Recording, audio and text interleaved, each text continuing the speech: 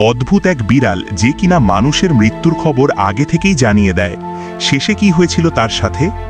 অদ্ভুত এই কাজ করত অস্কার নামের এই বিড়াল। সে থাকত আমেরিকার stair house nursing and rehabilitation সেন্টারে।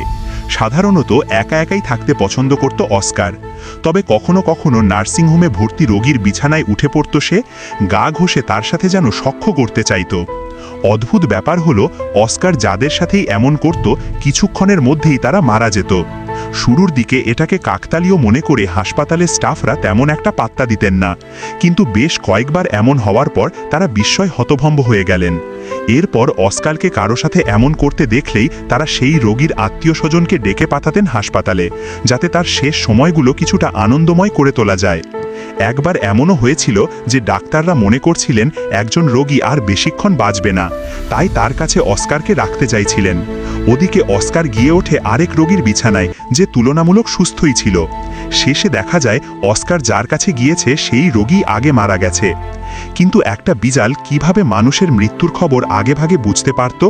এটা নিয়ে বিভিন্ন হাইপোথেসিস আছে। কারো মতে মৃত কোষগুলো থেকে নির্গত বায়োকেমিক্যালের গন্ধ টের পেত সে। আবার কারো মতে মারা যাবার আগে রোগীর নিশ্চল হয়ে যাওয়া বুঝতে পেরে সেখানে ঘোরাফেরা করত অস্কার। যাই হোক, নিজে মারা যাবার আগে এমন 100 মৃত্যুর কেসে সরাসরি উপস্থিত ছিল অস্কার। 2022 সালের 22 ফেব্রুয়ারি 17 বছর বয়সে শেষ নিঃশ্বাস ত্যাগ করে অস্কার। ধন্যবাদ এতক্ষণ ধরে ভিডিওটি দেখার জন্য। ভালো লাগলে সাবস্ক্রাইব করবেন আর কমেন্ট করে আপনার মতামত জানাবেন।